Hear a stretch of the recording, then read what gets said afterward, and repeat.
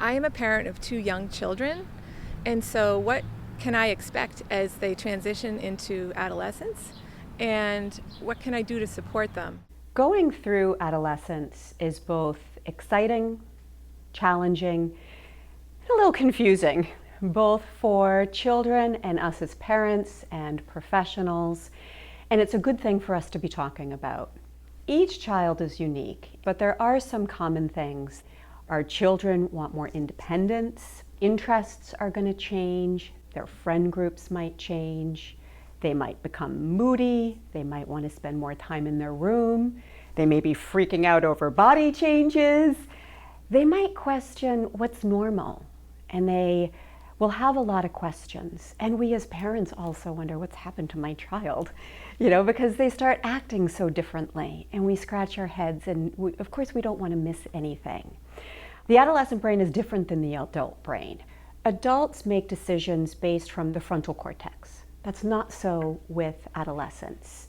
They're thinking more from the amygdala part of the brain, which is impulsive. So they tend to be more risk-taking without thinking about the consequences for their actions, which drive us bananas, especially as they learn to drive and get their licenses and we send them out in hopes for the best.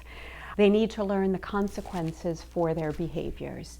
But at the same time, as parents, teachers, rule makers, we need to understand and have a little bit of patience and guide them as they're going to make mistakes, and hopefully not the severe, unchangeable kinds of mistakes that sadly some kids do. So that means having a loving home, a stable home, and just making it a comfortable environment for them to talk about whatever happens or whatever they see. Be curious about what they're thinking. Show that we respect them, we trust them. Give them opportunities to build their confidence, their self-esteem, and their resilience. We know they're going to make mistakes. We anticipate it. And to help them learn the concept of a growth mindset, that then when they make mistakes, they can learn from them. We want them to have age-appropriate responsibility, age-appropriate independence, chores, tasks around the home. They have free will, and then they have to live with their choices. And so patiently and kindly guiding them through that. We don't expect our kids to go through this without support. And we as parents need to get support as well. So that's talking to our friends, our neighbors, our parents.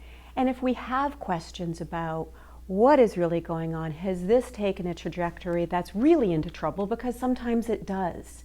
Whether it's depression, anxiety, unsafe sex, really risky behaviors, drugs and alcohol, then we do need to get help from a professional. Whether it's a consultation to say, where are we on the spectrum? Are we headed down the road for, real concern, or is this within the normal scope of things? So I think it's so important that people are talking, that we as a community are talking and getting people thinking and being prepared for these changes, and to know that they're not alone.